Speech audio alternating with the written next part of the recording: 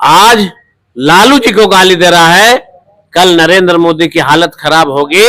सबसे नफरत की भाषा अगर कोई बोलेगा तो चिराग और जीतनराम मांझी, उनको भी गाली दी। तमाम उस देश के उन दलित वंचितों को अपमानित किया है जो बाबा भीमराव अम्बेडकर को अपना आदर्श मानते हैं।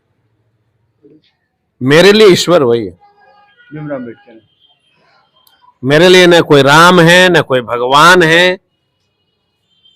हम सबों के लिए अगर कोई ईश्वर रूप है तो वो है बाबा भीमराव अम्बेडकर, जिन्होंने चलना सिखाया, जिन्होंने बराबरी में बैठना सिखाया, जिन्होंने हम ऐसे लोगों को एमएलए बनने का अधिकार दिया। तो मेरे लिए ईश्वर कौन होगा।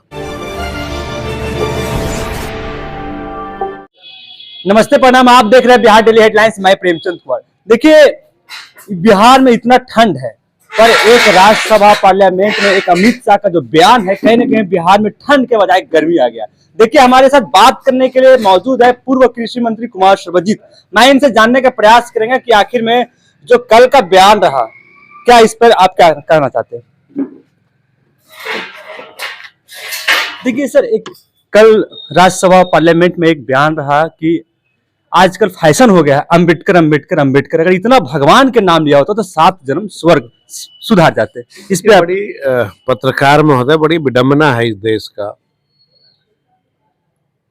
जो देश भाईचारे से जाना जाता है, जो देश शांति का प्रतीक है, जिस देश में भगवान बुद्ध रहते हो,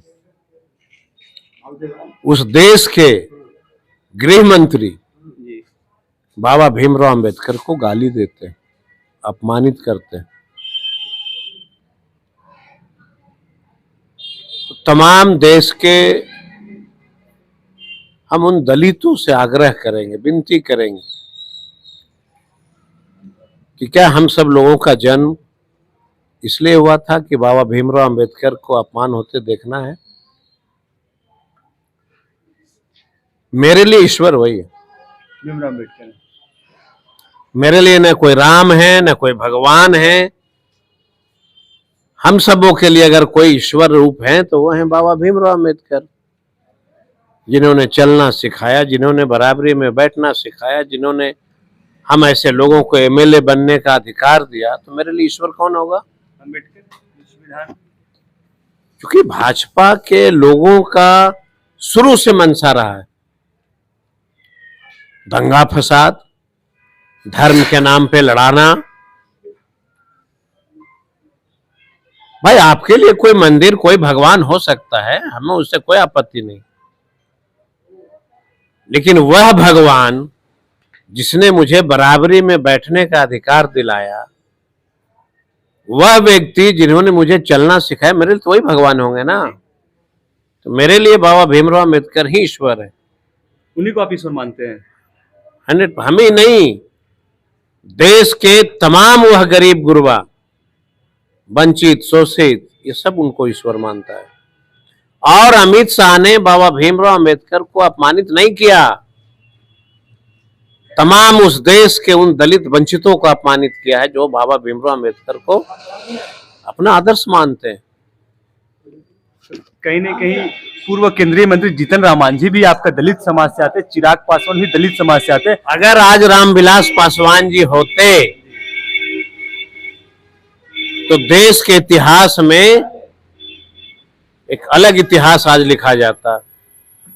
आज वो व्यक्ति जीवित होते तो मुझे नहीं लगता है कि वो सदन में बाबा भीमराव अम्बेडकर को अपमानित होते आज देखते। आज वो इस्तीफा मार दिए होते। लेकिन मांझी जी का क्या कहना। मांझी जी के बारे में हम तो समझ ही नहीं पा रहे हैं। कोई लोग साला पंडित हरामी होता है, कभी भूमियारों को गाली देना, कभी राजपूतों को गाली देना, कभी दलितों को अपमानित करना, कभी भीमराव अम्बेडकर को अपमानित होते देखते रहना, ये सब उन लोगों के फितरत में है। और जो व्यक्ति धरती पे, पत्रकार महोदय, सत्ता को अगर मानेगा सब कुछ, वो व्यक्ति के लिए बाबा भीमराव अम्बेडकर कुछ नहीं। कल ही ना मांझी जी ने कहा था कि संविधान सुरक्षित है। जरा बताओ क्यों गाली दिया। मांझी जी बड़े बड़ा बात करते हैं, चिराग जी बड़े बड़े बात करते हैं। इन लोगों में दलितों का खून है। तो विपक्ष लगातार जो है से अमित शाह का इस्तीफा मांग रहा है, क्या इस्तीफा देना चाहिए? किस बात का इस्तीफा? क्योंकि जो गाली मैं इस्तीफा नहीं मांगता हूं।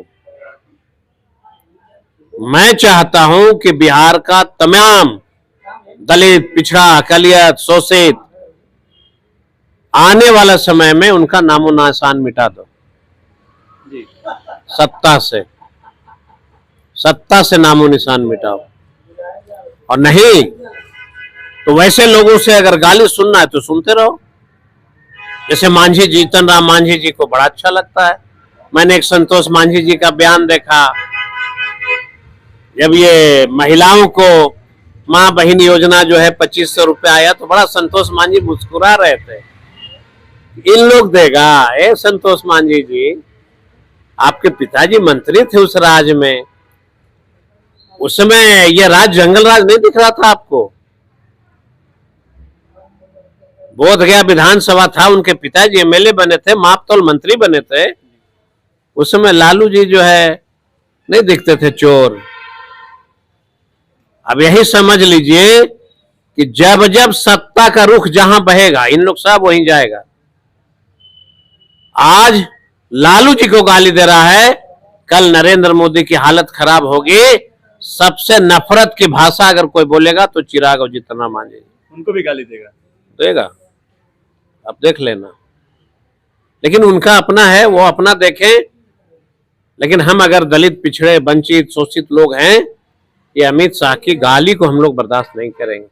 हम तो अपील करते हैं आपके माध्यम से कि अगर इस देश के दलितों में, पिछड़ों में, अकलियत में थोड़ी सी भी अगर खून है तो बदला लेना। सामने 2025 आपका विधानसभा चुनाव है, क्या इसका असर दिखने को मिलेगा? आखिर में जितने देखिए, आपने सवाल किया हमारा विधानसभा, जी आपने पूरे बिहार के जितने भी दलित हैं, मैं एक ही चीज मानता हूं इस चीज को। मैं लगातार जनता को अपील भी करता हूं, कहता हूं ये रिजर्व सीट है, किसी दलित को ही बनना है। अगर मेरे ऐसा दलित आपके क्षेत्र में काम किया है तो फिर से बनाओ, नहीं किया है तो घर बैठाओ। भाई होना किसी दलित को ना है। इसके पहले भी कई दलित यहां बन चुके हैं, सब लोगों ने देखा है। और राजनीति में कोई व्यक्ति, प्रेमचंद जी, एक पिता अपने घर में 4 बेटे को खुश नहीं रखता है। उनके जीते जी बंटवारा होता है। हमको 3.5 लाख लोगों को देखना है। हो सकता है किसी कार्यकर्ता को नाराजगी होगी, उसको हम लोग समझ रहे हैं, जान रहे हैं, जाके मनाएंगे, समझाएंगे, अच्छा लगेगा तो फिर मदद करेगा। फिर मैं ईमानदारी से काम किया। मैंने अपने राजनीतिक जीवन में 10 साल के इतिहास में किसी एक कार्यकर्ता को मैंने ना अपमानित किया है, ना मैंने गाली दिया है, ना मैंने किसी से ठगी किया है। हमने अपने कर्तव्य का पालन किया। गांव में बिजली हो, सड़क हो, नहर हो, आहार हो, पोखर हो, जो हमसे बना है अन्य रिजर्व सीटों के तुलना में तो हमसे ज्यादा किसी ने काम नहीं किया। तो आप जनता के हाथ में फैसला होगा। अगर लगता है कि हमने अच्छा काम किया तो मदद करेगा, नहीं मदद करेगा तो बाबा भीमराव अम्बेडकर को लोग अपमानित करते रहेंगे। यही ना है।